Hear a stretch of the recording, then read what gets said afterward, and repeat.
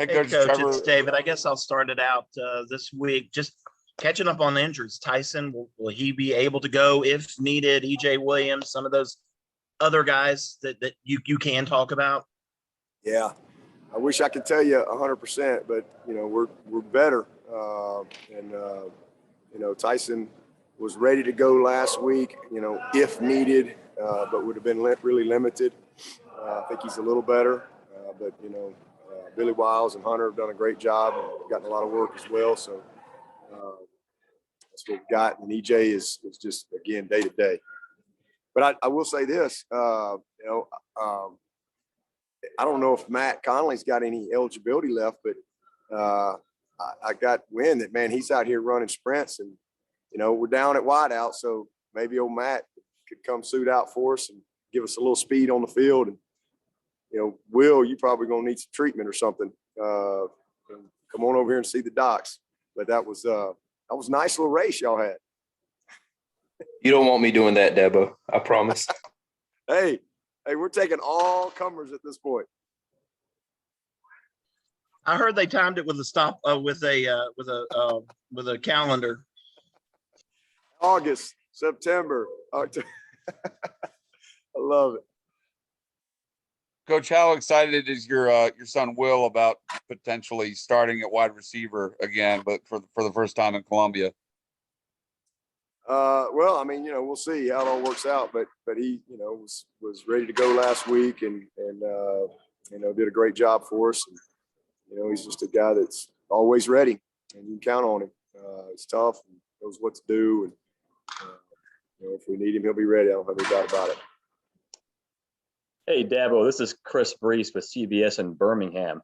I'm actually doing a story with Carson Good. I'm not sure if you were made familiar with what happened, but he, about 3 or 4 weeks ago, he gave Nolan Turner a pair of cleats from his dad, Kevin. Did you hear about that? I did not. You did not. So Carrie sent a message to Nolan saying that, Nolan, I know you haven't had any memorabilia from your dad at Alabama.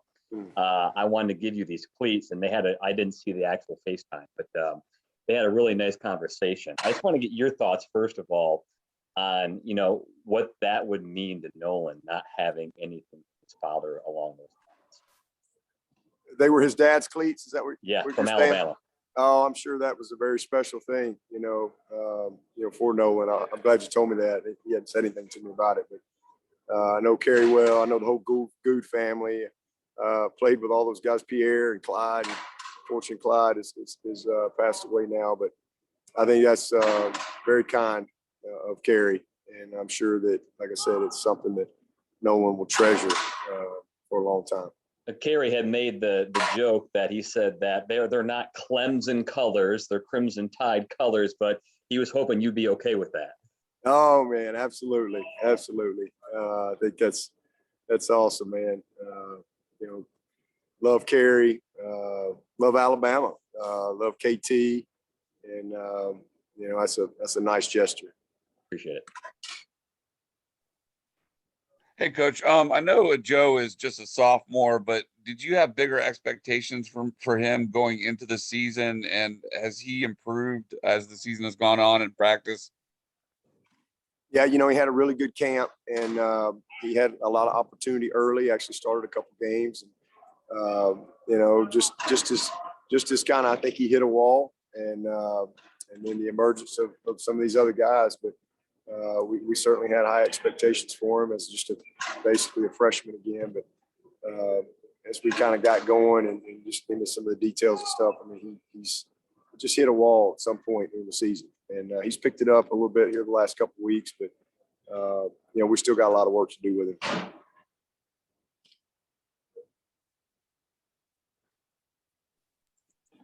Coach, this is David again. After last week's big breakout performance on offense, it seemed like some of the offensive guys, maybe it was, a chance to exhale a little bit, maybe a feeling of, we did it and this is what we can do. Have you sensed that, with this team this week, that now that, you kind of maybe kicked that wall down a little bit? To be honest with you, it's really been the last, 4 or 5 games. These guys have been, progressing. We were just the most consistent last week, but we've done a lot of good things the last 4 ball games. I mean, we've had some critical drives to win games, and we've had some 2-minute drives. We just kind of hit a lull in there in inconsistency and not capitalize on some plays that are there. But so I've sensed that for several weeks now. It was just good to see them kind of put it together and really have some continuity, especially in the offensive line. That's been an issue for us. So being able to get all these guys experience at different times, but now finally be able to put it together was good for us and good for them to see it on tape. It was a great tape to watch, very precise in what we did. And when you're confident in what you're doing, then you play more physical, you play faster, all those things. And we're a much more confident group right now than we were first of the season, that's for sure. Dabo, have you heard from Spurrier any this week or any recently? I have not. I'm sure I'll see him. I actually will see him next week.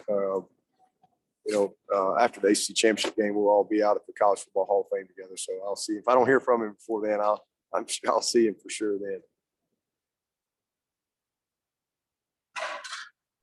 Hey, Coach, it's Trevor again. Y'all have had more sacks than anybody since 2014. But you really picked it up these last 4 games. You're averaging 6 sacks per. The first 7 games, you're only averaging a little over 2 sacks per game. And it's not just because of the quarterback you're facing, because obviously Jordan Travis is a tough guy to sack. You sacked him 6 times. What do you attribute that increase in production to? And these guys just, we've got good experience over there, and then just the development of the guys inside, getting Tyler Davis back, and certainly what our ends have been able to do. Miles Murphy has had a great year. KJ has really made some plays for us down the stretch here. We've had pressure and sacks from all levels. We've brought some pressure. Our backers have gotten home. Trenton Simpson's had a heck of a year. Xavier Thomas, has been relentless. So it's been a combination of a lot of things. I just think the maturity of our guys on that side of the ball, and the really understanding of what we're trying to do. They're very precise over there. But the development of those guys inside, man, they really have made a huge difference for us and allow those ends to do what they need to do. And then again, we've been opportunistic with our pressures, whether they be blitz or zone pressures, and they've been able to hit. So great job by our staff, and then just great execution by the players. Dabo, in what area of his game have you seen Trenton Simpson grow the most, and then where do you feel like he still needs to improve some? Well, he's grown the most in knowledge. I mean, he's just a much more knowledgeable player than he was as a true freshman last year. And he's still got room for improvement there for sure, because he's one of those guys. He's the very Isaiah Simmons like, and that you can do a lot of things with him. I mean, he's a unique player, but just his knowledge and his real his understanding of what we're doing, and then his recognition. And he's still got a lot of improvement to do, situational awareness, et cetera. But I love his effort. I love his energy, but he's just more detailed as a football player. And again, that's if you're a hard worker and you're talented, that's what experience does. You just become more and more knowledgeable, and that's what you see with him. He's just more confident as a result.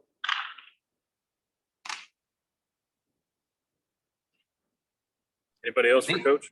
I was just gonna say, it seems like as a pass rusher, he's just really, really natural at that. Is that kind of what you? Yep. Yeah, very natural. In fact, I put him there last year.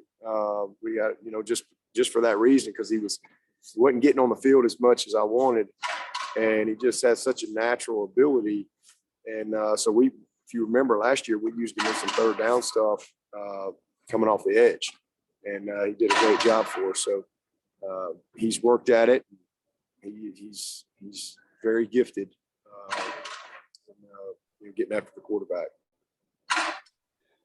I know we've kind of been around this a little bit this week, but what makes a night game down at Williams-Brice so much fun or so special? And then do you have a memory from a game down there that kind of stands out to you?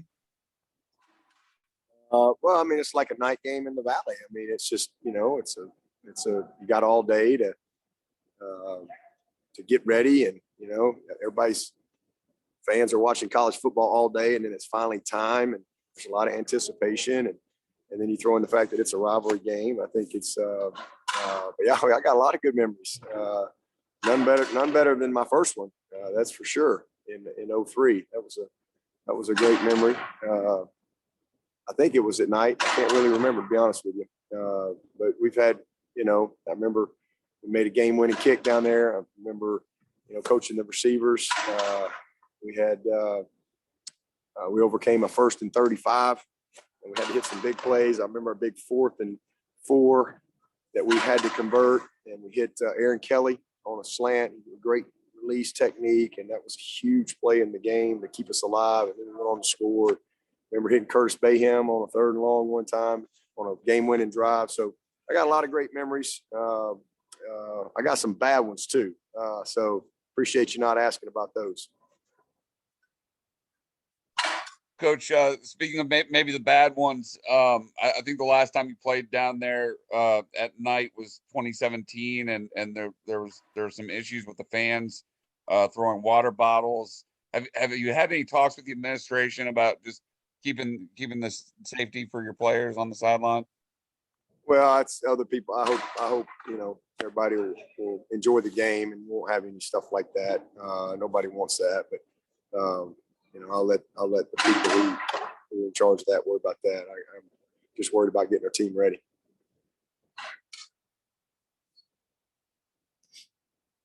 Coach, obviously there's a good chance that you'll have to win Saturday to keep your 10-win streak going. It's been 10 straight years. You were able to do it last year, even with the shortened schedule with COVID. How much would it mean to you just to be able to keep that streak alive? Oh, it'd be great. That'd be an unbelievable, maybe as good a 10-win season as we've ever had. To do it with circumstances that we've had this team, how we started, you name it, on and on and on. That would be an amazing accomplishment, and it's meant to be. It'll happen because we certainly will do all that we can to on our end to try to get it done. But easier said than done, that's for sure. That'd be great. Anyone else have anything for Coach? All right. Happy Thanksgiving, Coach. Yeah, I hope y'all have a great Thanksgiving, and just know, man, how blessed we are. We all got a lot to be thankful for. So hope everybody takes some time tomorrow to enjoy and give thanks.